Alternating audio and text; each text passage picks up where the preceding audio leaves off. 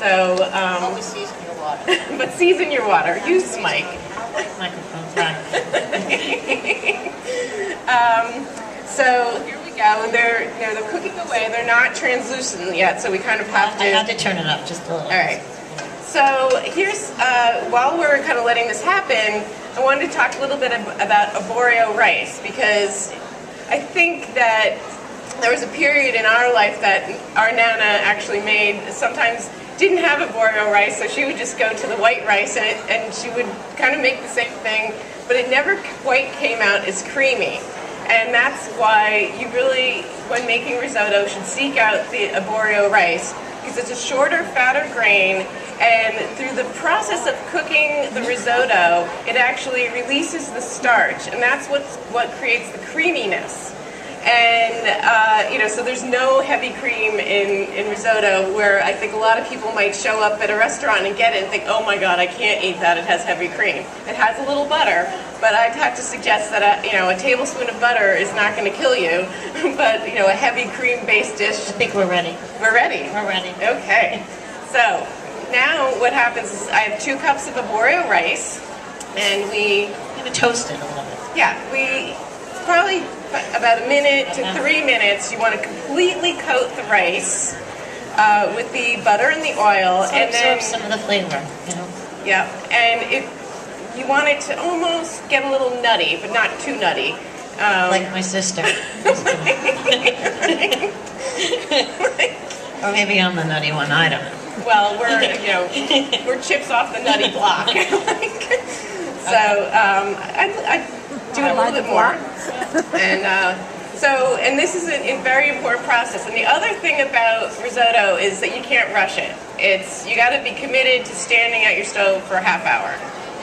And if you can't do that, don't make risotto. And be prepared to stir a lot. So I'm going to just say this needs a couple more seconds. And here's another point where if you don't have wine, you don't need it. But I think that adding a half a cup of white wine really, adds another dimension of flavor to the risotto dish. So I highly recommend it. That's what it's about. It's all about layering the flavors throughout the meal while you're cooking, through the entire procedure. Yeah. You have to just keep layering the flavors. Ready? I am. Is that for me? Yeah. Oh. Whoops. Okay. And so, the importance of risotto, this whole process, is that we will not add any more liquid to this until this is completely absorbed. And should we turn this up a little? I did. Okay. It's hard to see back there. Okay. All right.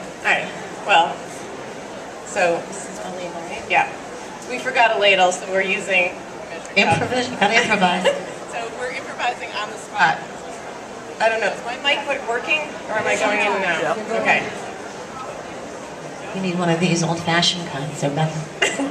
Well, you look good with that mic, Jen. Thank you. So my sister actually lives in Newport, Rhode Island. She has a company called the Lahvish Chef. And so it's kind of funny that as we've migrated through our lives, we both ended up cooking. And, we grew up with a grandmother. We grew up in a 3-generation household with our Italian grandparents and our parents. And my grandmother and my mom basically cooked all the time. We never went home without, there was always something in the oven, something on the stove, and everything was cooked from scratch. So I went off to live life, and I actually didn't really think about how important that was to me until, I was thinking, what do I really want to do when I grow up? And it had to do with food, but not just food. Yeah, you go ahead. Not just, food, any old food. What we're going to do now is we're going to add a cup at a time with broth. Correct? Yes. Okay. And by the way, the broth, we've been keeping it, we brought it up to boiling, and then we've been keeping it, thank you, she's reminding me to stir and not talk. Keeping it warm so that it helps the process. Okay, I don't know. You talk. Hi. Is that better? Okay. Tell her sister. Anyhow, I forgot what I was saying, but Do you want to stir this until it's fully absorbed, until you add, sorry, now I'm doing it. You want to stir the broth into the arborio rice until that gets fully absorbed. And then you continue adding more broth to the rice until it keeps getting absorbed and absorbed. And then that's when the starches are going to release and you're going to get that creamy, creamy texture. Okay, so... A little bit more? I think, no, more. All right. Yes. So, you guys, you can see we're committed to standing here for a half hour. And but back to the whole Heirloom Meals concept. I felt that a lot of people really need to connect.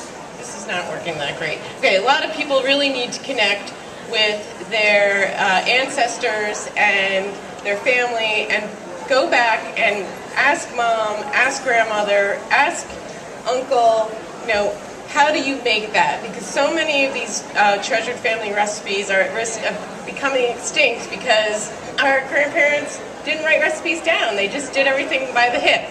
And I could have easily done this recipe without a recipe. So I had to do this at home about 4 or 5 times so I could write that recipe and hand it out to you today. So what I am doing with the Heirloom Meals is I am basically a salvage anthropologist, and I have a radio show, so if anybody after this wants to email me and be on my radio show, I'd love to have you on the show. I bring you in and we talk about your recipes and your family history. It's going to turn into a cookbook and ultimately a PBS TV show, so it's very exciting. All right, and while I'm gabbing, my sister's like my wingman. I'm the cook.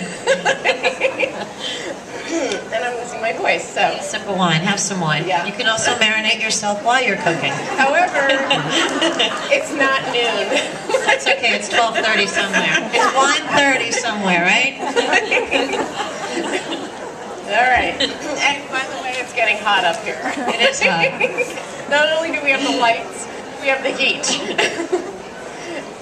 And good. Do you want to add a little salt and pepper to that? Or are you going to do that at the end? I'm going to do it at the end. Okay. You could do it anytime you want. And we're not ready to take a taste yet because I know that this rice is still going to be hard and not nice and chewy and yummy yet. So, all right.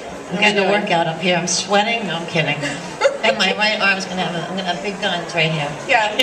Make sure, yeah. This is a good date night dish. You can have, your hubby, your girlfriend, or whatever it is. One cooks, one stirs, one talks. That's 3 people. That's true. So you need your boyfriend and your friend to come too. She's the translator. So obviously we're going to keep doing this. So I think. You want to stir? You want to take a chance? It's fine. Try it. Give me the. So, and this is actually, you don't have to go out and buy a nice, fancy copper risotto pan, but I'll tell you something. What I love about this pan is that it's curved on the bottom so that the rice doesn't stick in, the corners of the pot. So if you really get into risotto, it's worth having the pot. And then, you can use any spatula, but, this one is also designed for the risotto because it's also curved around the pan, so it makes it a lot more. You know what else they say too? A wooden spoon is always good to cook with the risotto. Yeah, wooden spoon. With a hole.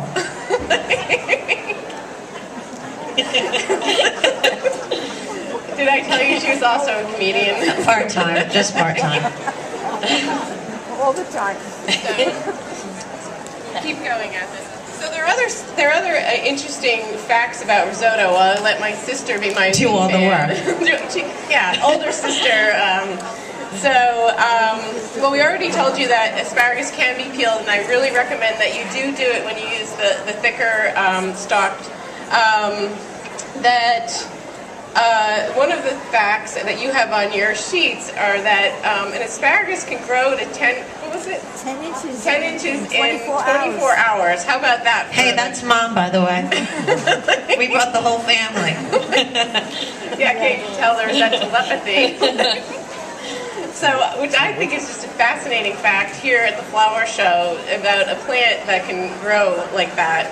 And And that generally, you have to be not only do you have to be patient making risotto, but if you were growing asparagus and you just decided to grow asparagus, say this year, you'd have to wait